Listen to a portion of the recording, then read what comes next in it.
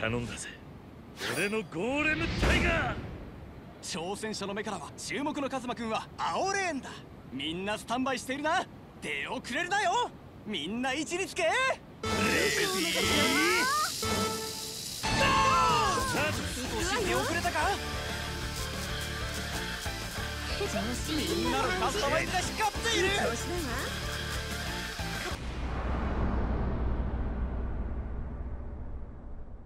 The chapter starts out with the Dojima family looking for Kiryu, beating up anyone who dares to wear even the same suit as him. And they burned his apartment down, so Kiryu needs to find a place to stay. And during this section of the game, you have no objective marker whatsoever. So the only way you can move forward is by walking across the whole map until you trigger an event at a certain location. But I'll save you the trouble. Just go up the street you usually go up to go to the real estate firm, and you should be able to activate the story event. Basically, Kiryu bumps into a drunk man, and the drunk man starts making a big commotion about it, but the Dojima family is nearby, so Kiryu tries to calm down the man so that he doesn't get noticed.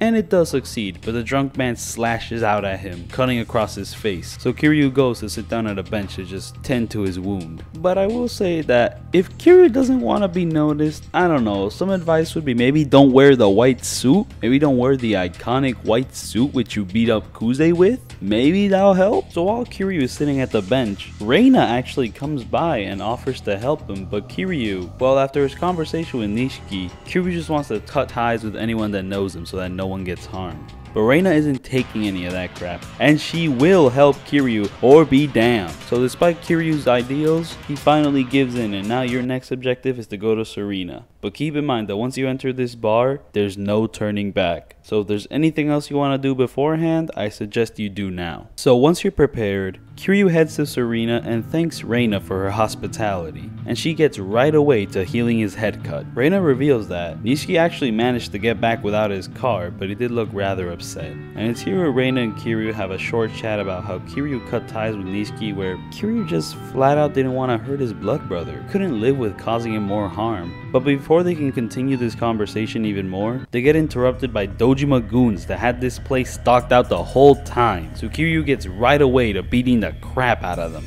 And he knows there's more outside, but before he goes, he gives Reina his childhood amulet and tells her to give it to Nishiki with a message to not avenge him, or else he'll just end up where he is now. And the camaraderie between these two is powerful. Kiryu goes outside and there's a big group waiting to get beat up outside, and so begins a big group fight.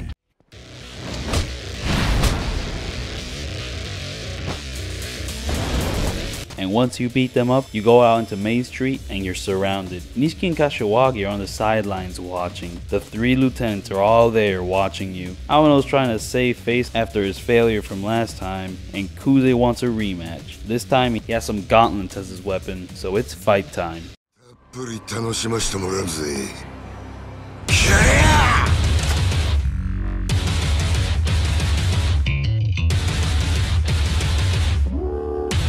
Kuze's moveset is the same as the first time you fought him, but this time he hits harder because of his weapon of choice. And he has a bigger health bar, plus he has a bunch of goons around him. This is definitely an increase in difficulty, but I will say this is probably my least favorite of the fights you have with him. I don't know, it feels the least personal. Don't got that oomph the other ones got. So after beating everyone up, Kiryu and Kuze are at a standstill, until a goon hits Kiryu on the back of the head with a baseball bat, and Kiryu is down on the ground, pretty much ready to die. Things are looking pretty screwed, until Tachibana comes through in a sweet ride and just runs Kuze over.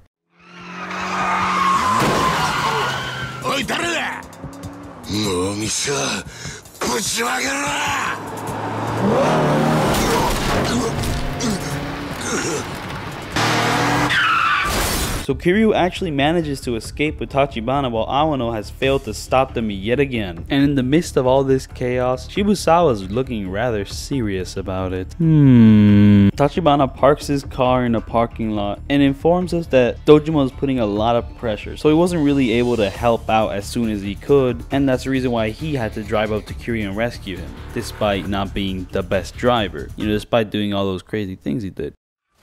In this moment of solitude, Kiryu just takes time to reflect on his actions, seeing himself as an idiot for trying to push through his struggles all by himself, and in return, everyone around him has paid the price trying to protect him. Tachibana, hearing this, disagrees with Kiryu, instead going on about how having those type of people in your life is a great blessing which he can't say he has. Given Tachibana's position and work, he has to do everything to survive, and in that pursuit, he uses anyone and everyone to accomplish that goal. But in that pursuit, he has acquired many allies, but no real friends, just people who wanted something in return. No one who would risk their life for him. That is, until now. As Tachibana saw, Kiryu was willing to give his life in order to protect his, and in that regard, Tachibana truly considers Kiryu a good friend.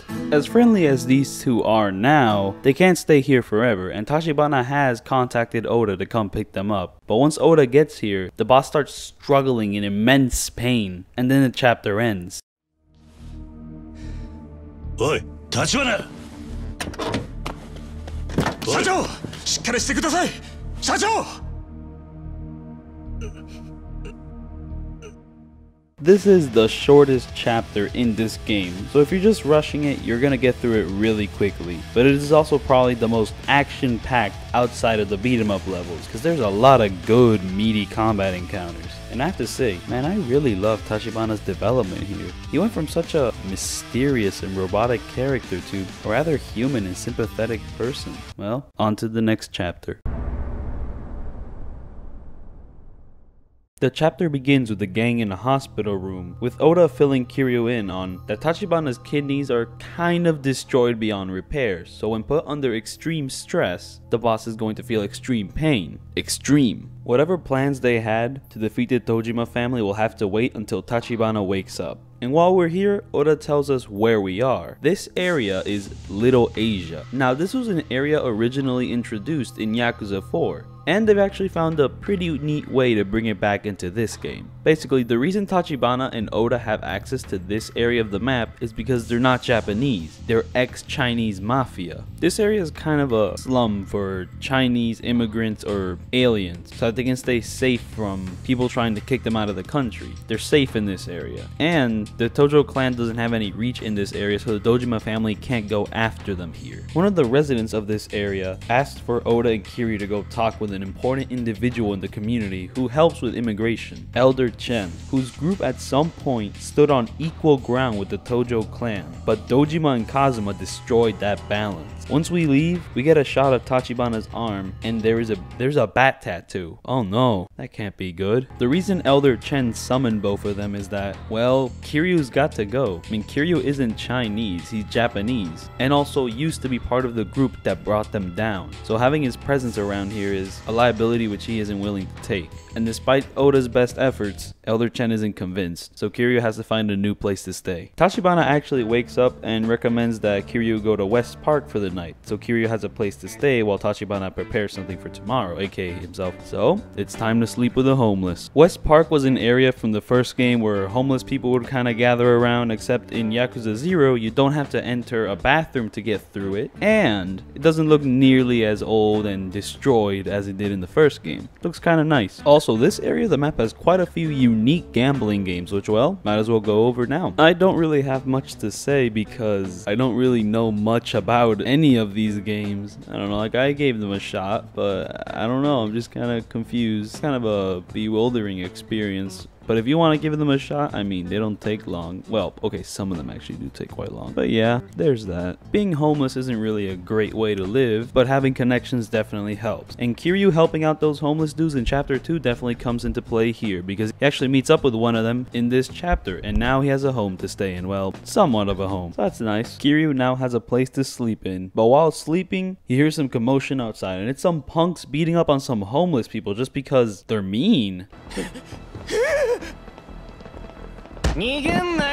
And the reason they're so ruthless is because they're not gonna go to jail because they're just like teenagers and stuff. So Kiryu decides to take things into his own hands and beat him up himself.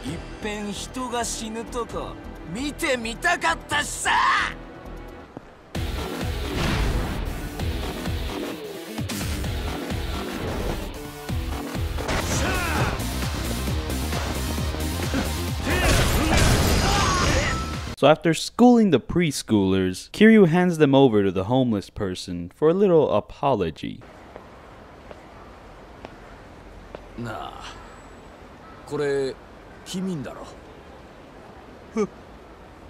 さっきこれでおじさんの頭殴ろうとしたろ。ってことはやっぱり君だよな。やめろやめろよバカ野郎。し、もうみんな寝てるんだ。声が大きいよ。Afterwards, the homeless man thanks you for your efforts, and the whole community respects you now because you saved them from the homeless beaters. Once morning hits, Oda is here to take you where Tachibana is, but before you go with him, just be prepared because what comes next is a huge brawl, so get ready. So Oda drives up to the Tojo clan, and Tachibana is bargaining for your life with the second chairman of the Tojo clan.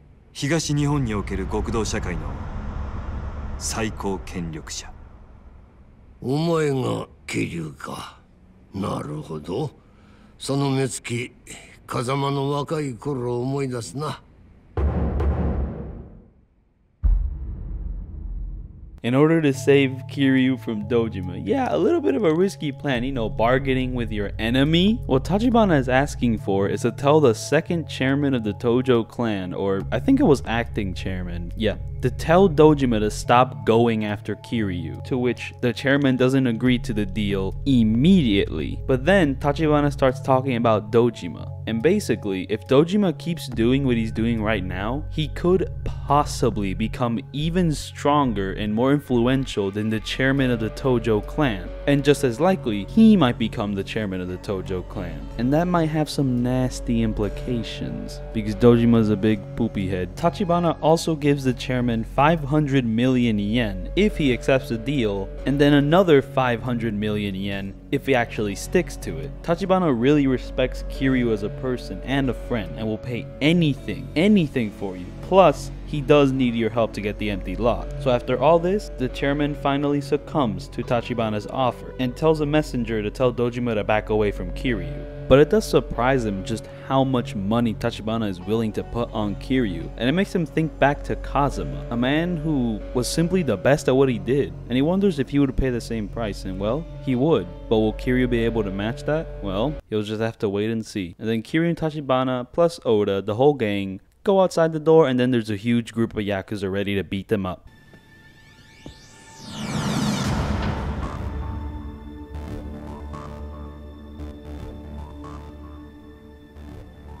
Kinda strange because the deal went well, but not everyone is happy, so you're gonna have to beat everyone up and then the deal is okay. So it's fight time.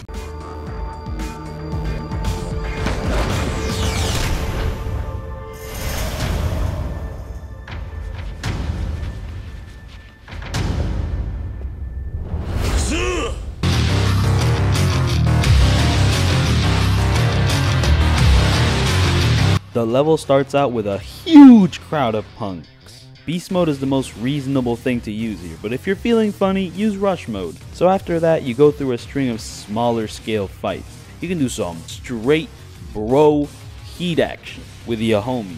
Also, the Tojo clan here looks really nice and is a cool backdrop for most of the fights. It's a nice callback to the first game, seeing how far we've come in all the time they've had to make this game. What? Yakuza 0 being a prequel allows them to revisit a lot of areas from the first game, except this time it's like the latest game, not like the very first game in a series. So we get to see how far the designers have come at making these games and all the improvements they've added. It's really nice to look at and play. Somehow they also got a couch fighter out here too, but you know what to do. So after reaching a certain point, a sword fighter comes up to battle.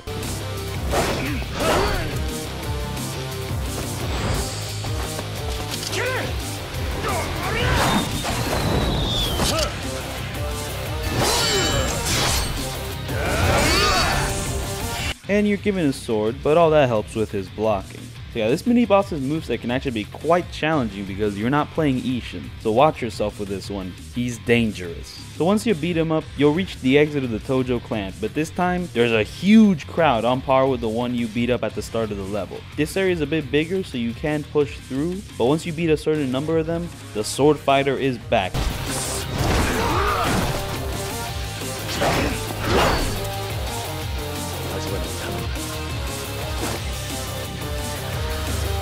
But this time, there's a crowd around him, making him an even bigger danger than before. This dude will chase you to the ends of the earth to slash you with the sword, so it's best to get him first, but the surrounding enemies will take pot shots whenever it suits them, so it is a challenge. Be careful, you could die. Once you beat up the last group, the level is over, and the chairman now knows why Kiryu is so beloved. This decision kinda screwed Dojima over, but Shibusawa somehow knew that Tachibana was the one to do this, and he has an idea on how to counter it. And then Dojima says something which interests me very greatly. He basically tells Shibusawa, so you want to use more than 10% of your brain, huh? This makes out that Shibusawa was restricting himself before. He hasn't reached his full potential. This isn't his final form. He's ready to just go high. He's been pretty quiet so far, so we don't know what he's gonna pull. And here, I like to talk about Kiryu's story structure because I think it's pretty neat. So like, you kind of start off with the brief reign of Kuze, which then leads to the reign of Awano, who does put up a good fight but failed to actually succeed.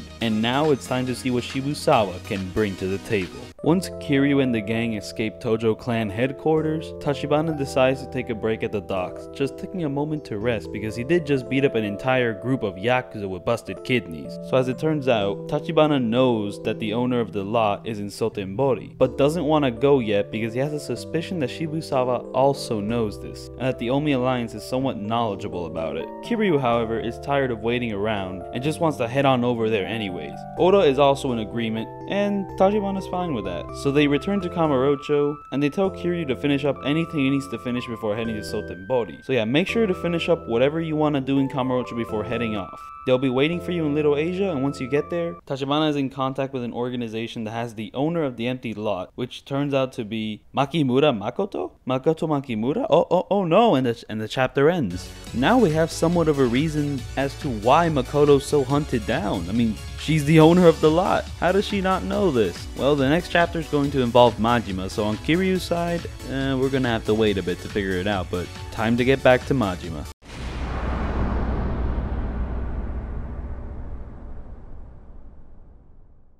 We begin the chapter with Majima getting beaten to a bloody pulp while chained up. Sagawa's rather mad that the white dude just straight up like took Makoto, and it seems like he's gonna kill you with a bat. But before he does, he gives us a little history lesson about his life. You know, a little life story that Majima can apply to his own life. So once upon a time, Sagawa was a kid, and he took care of this bird, but it was diseased and dying, and his parents didn't want him to take care of the bird, but he did it anyways. The next day though, the parents fed it to the cat. So yeah, that little bird's gone.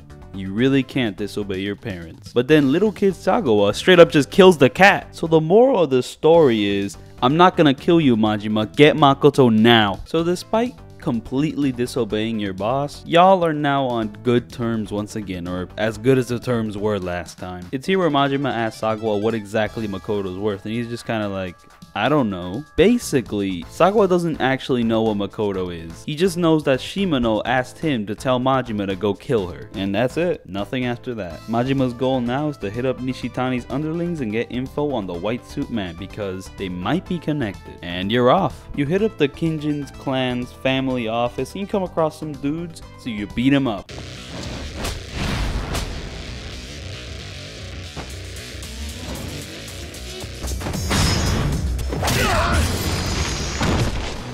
But sadly, it was a pointless effort because they don't really know anything. Except it isn't, because one of them reveals that if you want more information, why don't you go ask Nishitani? Well, yeah, he's in jail, how is he gonna do that? But basically, he alludes that Nishitani has a cop on the inside that obeys him. He's pretty much good with like a cop. So, if Majima talks with that cop, he might be able to get into the same jail cell as Nishitani, and then could ask him more information. So yeah, it's rather useful. So Majima leaves, knocks the dude out for being a snitch, and goes on his way. But before we go meet up with this cop, I think it's about time we talk about something very important. Darts. Darts is pretty cool. You're gonna be fiddling with the sticks quite a bit with this one. At first I wasn't much of a fan, but it has grown on me the more I've played it. You point with the left stick and you draw back the dart with the right stick in order to throw it. Here's a tip: only aim when you have it drawn all the way back. I find that's a good way to get results. You have different game modes if you want to experiment a bit, and overall, this is a rather fun activity,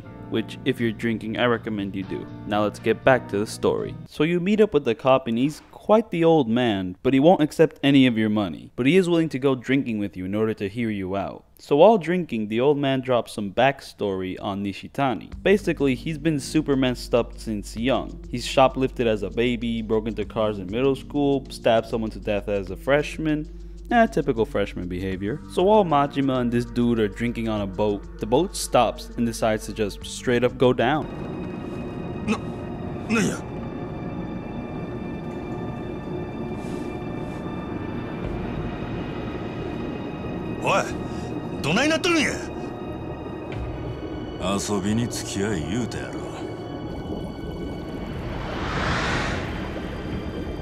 It goes down, and what it goes down to are some tunnels. What do those tunnels go to? A coliseum. So this cop here turns out to be quite the dirty cop. Well, he is quite the dirty cop just from being in association with Nishitani, but basically what the cop did here was he wanted to make a little bit more money and pretty much set up this coliseum where criminals that are going to be executed, executed? No. I think it's a lot more that when criminals can't be executed are thrown down here in order to execute themselves, beating each other up. If they beat each other up, they might be freed. But it's quite a rough world out there. And what this cop wants you to do is to go down there and beat up 3 dudes. I don't know, matches have been getting boring and he wants you to spice it up. If you manage to succeed, he'll take you to Nishitani. And it's here where I'm going to talk about the Coliseum. The Coliseum is a great old time. You fight a lot of dudes, and because the combat is great, this side activity is great. All of the fights are copy and pasted from previous games, and honestly that is completely fine because I do want to fight them. It is a fighting ring, so come on, let me beat them up! There's a ranking system in place, so in order to fight future battles, you have to rank up by doing good in previous battles. Some of these fights add nice variables like special items being thrown your way, or the floor is lava, which adds some nice variety among the matches. My only main issue with it is that it takes way too long to rank up. It's a bit of a stupid grind. Also, I wish you could fight all the boss fights of this game in here, but you can't. But hey, that's what climax battles are for. What is that? I'll get to it later. So yeah, that wraps up the Coliseum in a nice neat bow. Let's get back to the story. So the boss fights you have to go through for this section of the story are cool, but not that remarkable. But keep in mind that it's 3 boss fights and you can't heal between any of them, so don't act reckless because these dudes will punish that. So you beat up those 3 dudes and the old man takes you to see Nishitani. But before you go meet Nishitani, the old man kind of fills us in on why he would work for a guy like that. And basically it's a sad backstory that kind of paints Nishitani in a more human light. When he said that he killed someone as a freshman, he didn't just do that because he was a freshman, but rather that man he killed the old man's daughter. But the man got away scot-free after 3 days in jail because he was only a teenager. He couldn't do anything about it, so the old man was nearly about to kill himself, but then Nishitani killed that man because he was the only one who was able to do it. Because some people are just monsters, born to do things which most normal people can't even think about doing. And I kind of take issue with this. Like, it's a nice backstory, but it does feel kind of like rushed development for this crazy person. I don't know, it's a bit of an issue I'll get into later once the story starts picking up. But anyways, let's go meet Nishitani. The old man bribes a cop in order to allow you to go meet Nishitani, and the dude's just napping. But once he wakes up, he welcomes you and is excited to fight you again. But Majima really has to know about the white suit man and if Nishitani's connected to him. And to celebrate the occasion, Nishitani calls a cop to bring him some drinks. And the dude's also smoking in jail, so it's like, is this really jail? But yeah, Nishitani's doing just fine. This isn't really jail for him. This is just a place for him to hide out so that no one can like harm him. So Nishitani lets us in on that he isn't connected to the guy, but he has a good idea who he is, but he's being really coy about this information, so Majima threatens to beat him up and Nishitani's like, 楽しみや。わしは強いもんを見るとな、あそこが固なってしまうんや。もう我慢できへん。 It's fight time.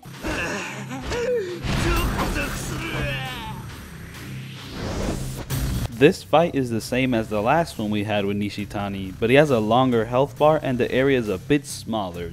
But I will say the area being a bit smaller definitely makes a certain QTE cinematic a little bit ridiculous, because like, how big is this jail cell? Plus, our crazy boy here gets another QTE, which by the way, if you manage to deplete an entire boss's health power before they have a chance to do their QTE, they won't die. So give them a bit of time so that you can actually like beat him up. You beat up Nishitani and he's feeling great and is ready to tell you what he knows. Nishitani thinks it's the work of a group that works for the TOJO clan but doesn't wear the crest because they're super secret. And they're called the NIKKYO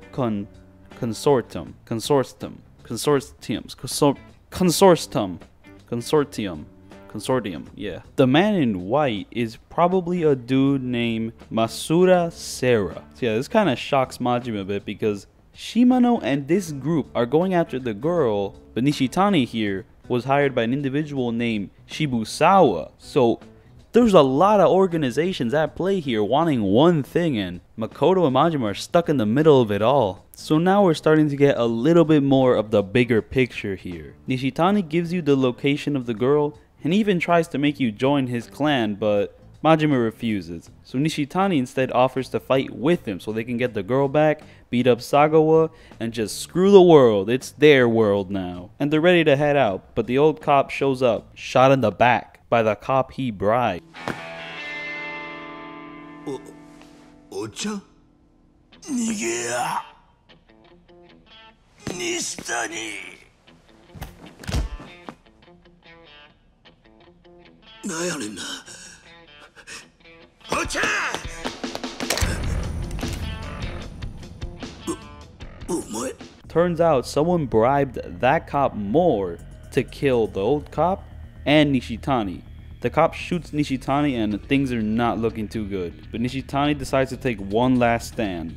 He throws caution to the wind and tells Majima to live life to the fullest, even if it kills him. A neat callback to when Majima fought all those Yakuza, even though he would die, because it's just part of the deal when you join the Yakuza. This sacrifice gives Majima time to escape, and despite not having enough time to run away from Nishitani, who got shot up with like a full rotation, the cop trips and gets messed up by Nishitani, and the chapter ends.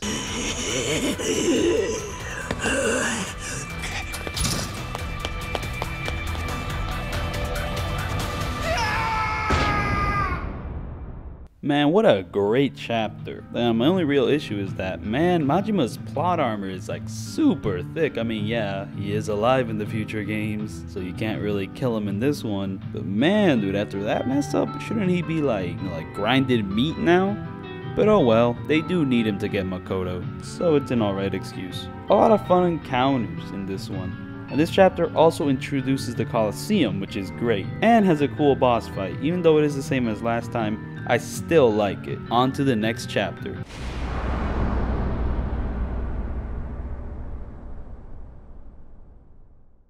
The chapter begins with Majima running to go to where Sera is, when Sagawa stops him in his tracks and is like, "Yo, you left the city, man." Which caught me by surprise because I'm an idiot who didn't consider Majima going to jail as him leaving the city. And as we know, this city is his cage, and it is something which Sagawa makes very apparent. 蒼天堀はお前の庭じゃねえんだよ。檻なんだよ、檻。ホテルでさえ出かけるときにはフロントに一声かかるよな。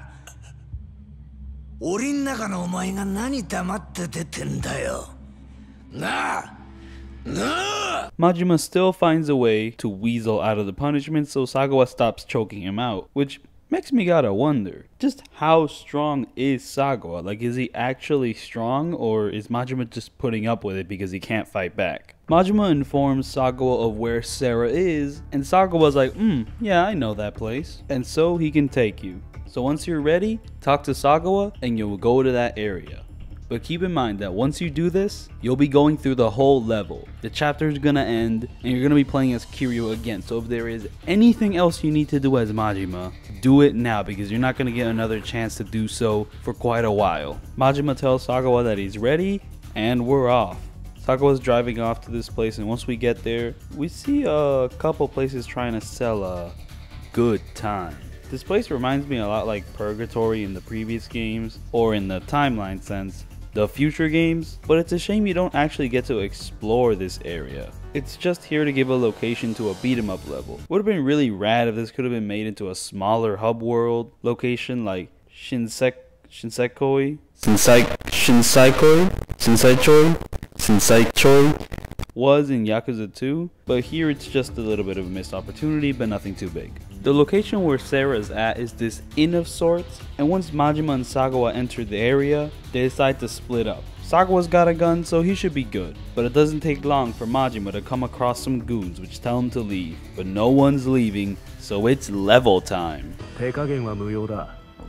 日教連の恐ろしさを身をもって知らせてやれ。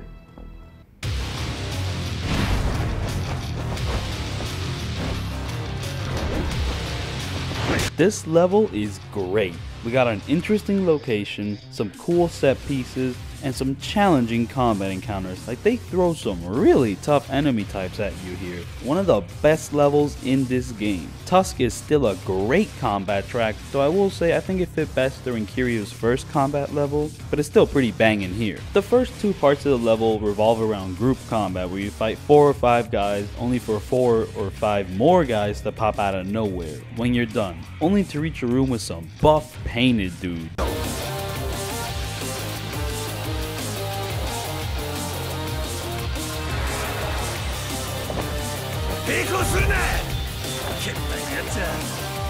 You can't mess with these dudes. There's some tough architecture. After beating up these clowns, you get grabbed into a room with a huge group.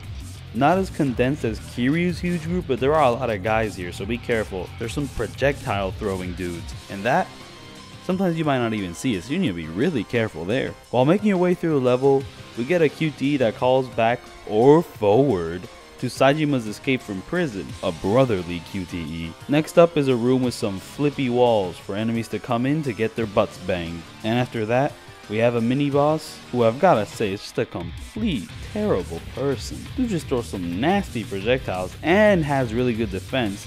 You have to stay on your toes with this Weapon Master. But once you beat the Weapon Master, it's time to meet up with the Mega Master, Sera. Oh yeah, I forgot to mention this before, but basically, I think it's a little bit important to know that Sera is basically the third chairman of the Tojo clan in the first game. The only real problem with this is that we don't actually see much of him because, okay, I'm not gonna say it. So seeing him here, when he's all young and stuff, just what type of dude was he? If there's one thing that's definitely certain, he's definitely got a clear sense of style. That white suit, very flashy. Once Majima reaches Sera, Sera does his best to tell you that, oh no, wait, do not fight yet. I am not your enemy. That's a little bit confusing, seeing as all his men were trying to kill you, but basically Sera's like, but you see, that was just a test to see your resolve.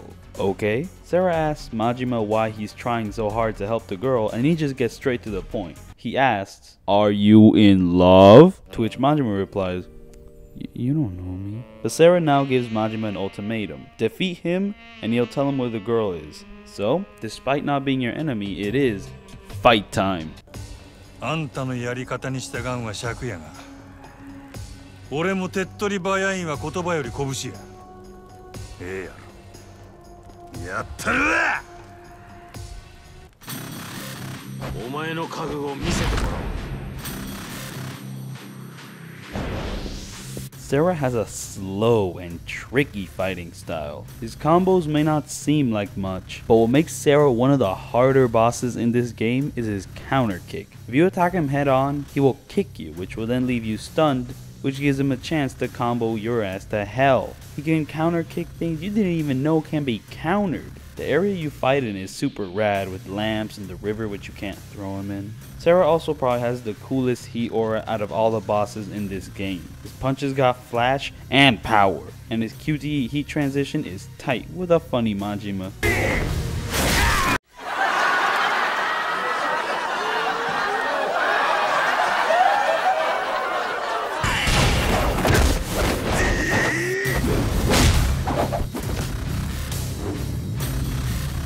Overall, A fun fight that keeps you on your technical toes. You beat up Sera and he is satisfied with your resolve.